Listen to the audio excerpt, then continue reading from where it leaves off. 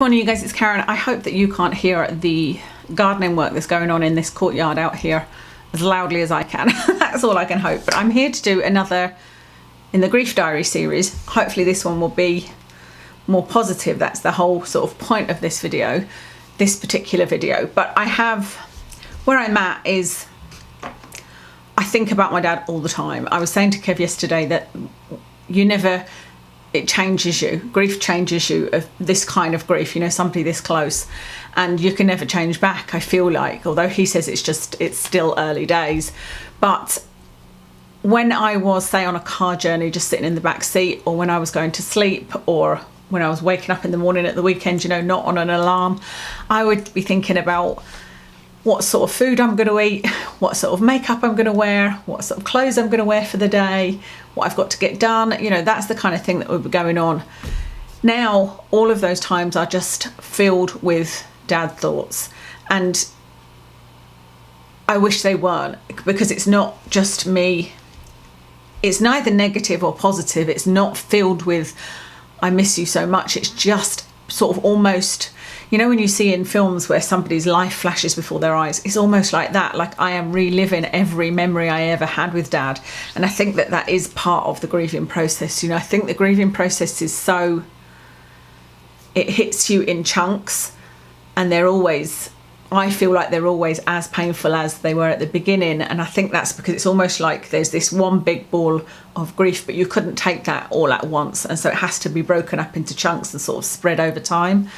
But these memories are just memories, you know. It's almost like I'm reliving my whole life and memories of him.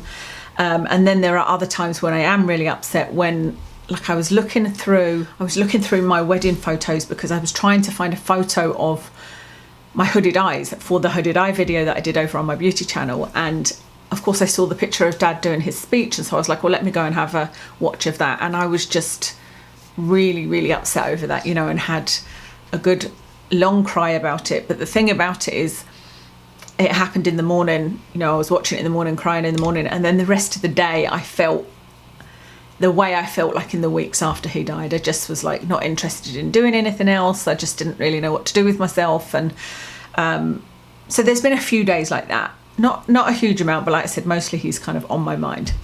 But why I wanted to do this video, and one of the things that I had thought and I have been able to implement a few times, is that the only way I can get over dad not being here, and the only way I can, I suppose, cope with it or make sense of it, is if I take lessons from it.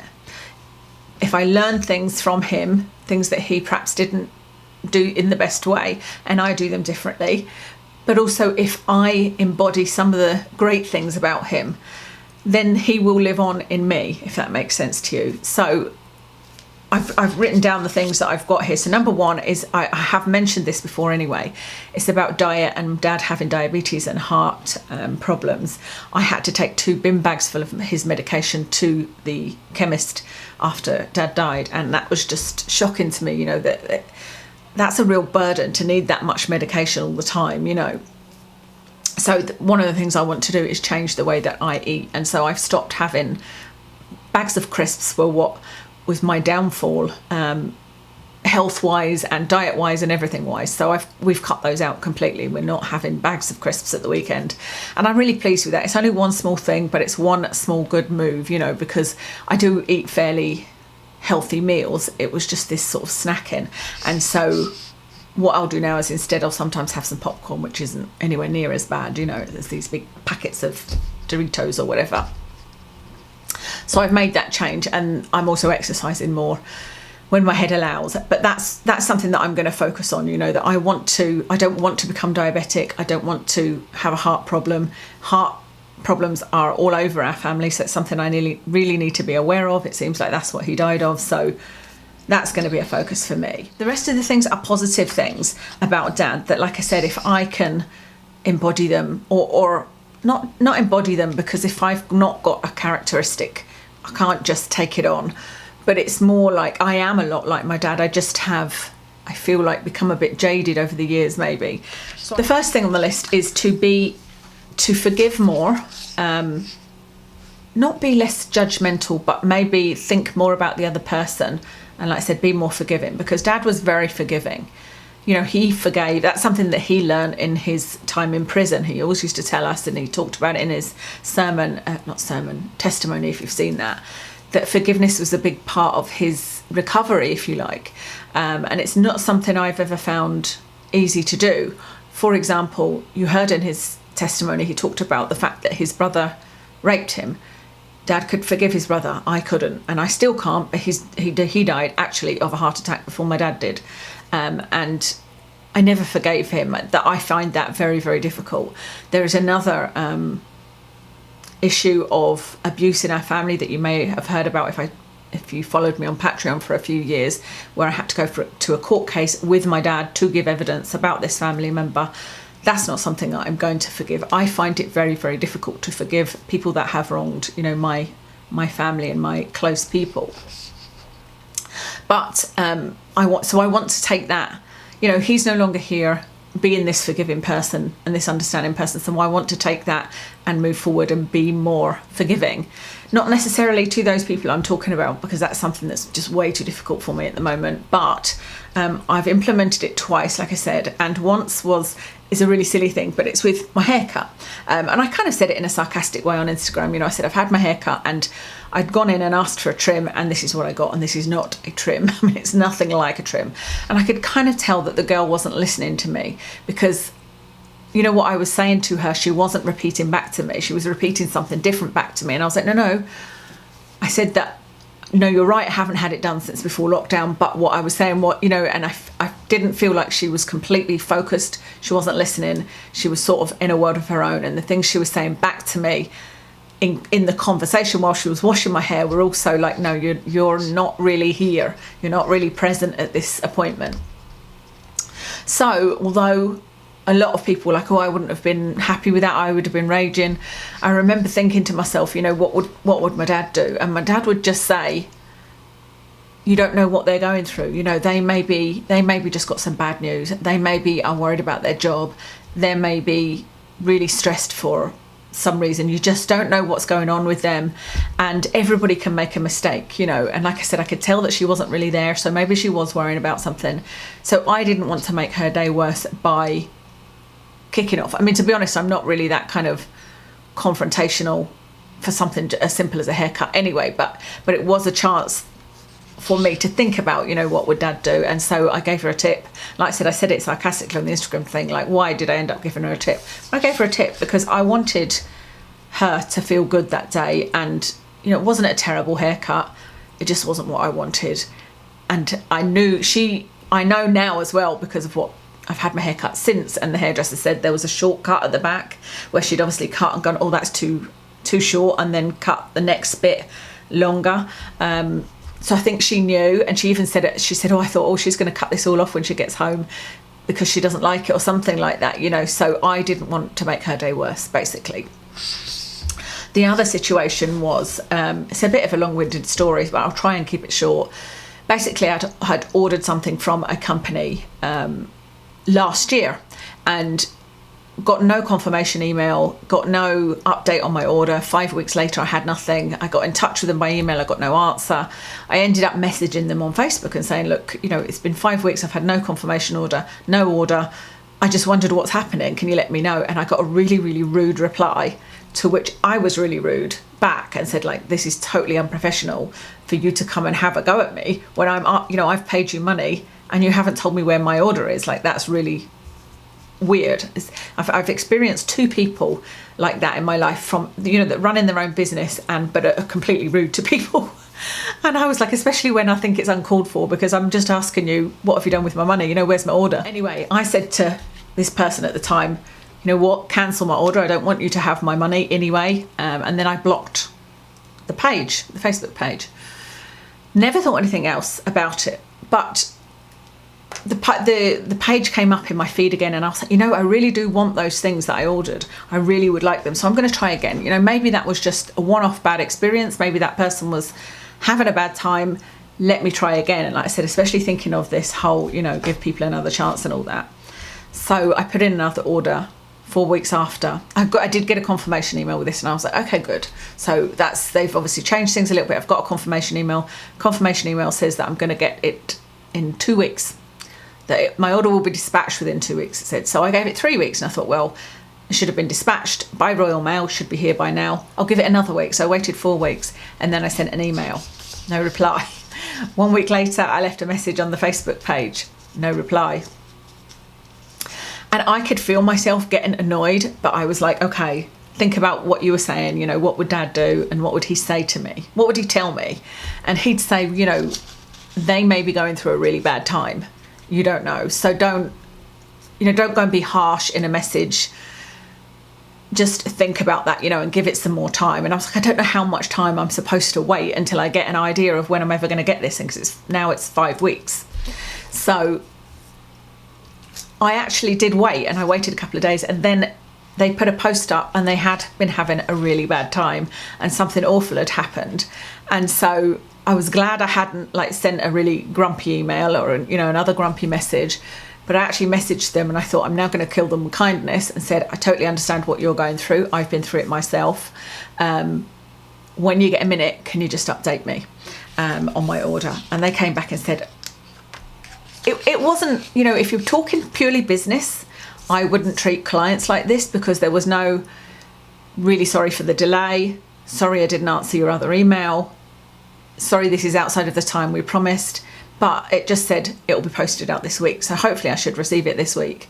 But from a personal side, she said, thank you very much for asking about the situation and for, you know, knowing how I feel. And we sort of talked a bit back and forward about what had gone on with her, and it's something that I'd gone through. And yeah, I feel like that was a success. You know, I was like, I think Dad would be proud of that, really proud of that. So that's the type of thing I'm going to continue on doing, you know, because like I said, that makes me feel like something good can come out of something so awful. It's awful that Dad's no longer in the world, and that from a selfish point of view, I don't get to see him and hug him and all of the rest of it, but also the world has lost him. He was, you know, a really kind-hearted man with a lot of wisdom, I feel. So that's that. The other thing is, I've put here to be jolly and to control how I react, because something that Dad always told me, and this is something I do try to remember, is that you can only control how you react to something. And it's kind of, that was a good example with the order and the haircut. He would always say, you know, somebody can't make you feel upset and annoyed. Only you can make yourself feel upset and annoyed. And so I've tried to not sweat the small stuff, you know, and think, well, it's up to me. Am I going to be bothered by this? Silly little things like if I haven't heard from Kev telling me what time he's going to get home if he's in the office. That's something that bothers me, because I'm somebody that likes to be organised, and I want to know, right, am I walking Watson? Is he walking Watson? What time are we having dinner? Should I put the dinner on? You know, that kind of thing. But now I'm just like, you know what? The times that he hasn't contacted me are because his phone hasn't properly connected to the car, or he's in a meeting or something. So all I can do is just assume that that's what's happened, and that is what's happened most of the time, you know, and kind of just control my reaction to it. But the jolliness, Dad was so, he had a cheesy humour, but I liked his humour, as did my sister. And we were both saying about the fact that you'd phone him a lot of the time, and he'd answer the phone and say, heaven here, God speaking, you know, and that would make you smile as soon as you phoned him. And so that's something that I've definitely had in me over the years, but like I said, I think it's got a bit jaded. Somehow it's got a bit sort of squashed down probably by the pain that I've had. But then Dad had a lot of pain as well with his back and all sorts. He had all sorts of medical issues. And so that's just reminded me that you can still be jolly. You know, I haven't lost my mind. Yes, I may be in a lot of pain, but I've now got a lot of hope for that. And even if I was, you can still be jolly. You know, you can still make jokes about things. And so my goal is now to try and, you know, make Kev laugh more, because I know he finds me funny. He finds some of the things I do and say funny, you know, and just try to be more jolly with everybody that I encounter. And again, that means to me that there's a piece of my dad still here, because that's what he would be. I've made a few changes as well, just to try and be happier in life and enjoy life more, and remember that life is short. And one of those things is that I've made my weekends my weekends. So my weekends had kind of blurred into not being much different from the week, because Kev normally plays golf on one of the days, and so he's gone most of the day, because the golf round is 4 to 5 hours. It's an hour each way driving, so he's gone for the day. And so I suppose it was a little bit different because I was walking Watson, but I was still, in between walking Watson, I was on the computer editing videos, or I was filming, or I was researching. I was doing the same thing as I was doing during the week. Then we'd have the one day where we'd go for a big family walk. And again, outside of that, I was, on a Sunday, I'd be preparing for doing videos on a Monday. And I just was like, no, the weekend needs to be my weekend. So I will still answer comments at weekends, but I've said that's it. No editing at weekends, no filming at weekends, no researching, because I enjoy researching and that's something that I don't mind doing, but I'm not going to force myself to do it. I'm not going to be like, I need to have this researched by Monday. If I fancy it, then I'll do it. But that's been really nice, because I've been doing more baking and, reading books and things that I just don't have time to do in the week. And like I said, it's just because I want to.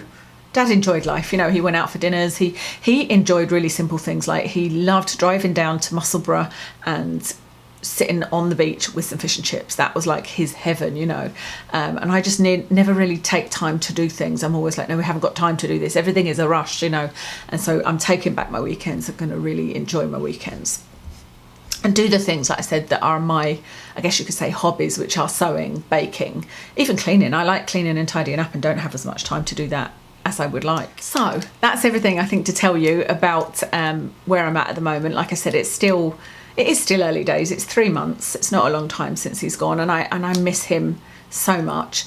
We know that Christmas is going to be difficult, and we are going to spend it on our own. I think I don't want to. I just want to spend the day on my own with just Kev and Watson. We talked about going away actually, but it's ridiculously expensive and not many places are open. So I don't think we'll be going away, but yeah, I'd just like to spend it alone, and it will be really difficult, especially because last year I remember thinking, well, I get my good camera out and take a picture of everybody, and I was like, oh no, I can't be bothered. And that chance will never be there again. I don't have any pictures of him and Eve over for dinner and, that kind of thing. So, yeah, it's going to be difficult. But all this that I'm doing and all this that I'm talking about has made the whole thing feel much better, because it's like, okay, Dad's not here, but I can embody Dad, and therefore the world has Dad. And also I feel like I still got him, because I've got that jolly side of him, and I've got the wise side of him and everything sort of within me, and I'm keeping that alive. So I hope that that's useful, and perhaps that's something that you could do if you've lost somebody. Think about what did they do that you don't want to do? What mistakes perhaps did they make that you don't want to do? But also, what was the really good characteristics that they had, and is there any way you can take them on board? So yeah, that's everything. Thank you so much for listening today. I hope you're all doing well, and I'll speak to you again soon.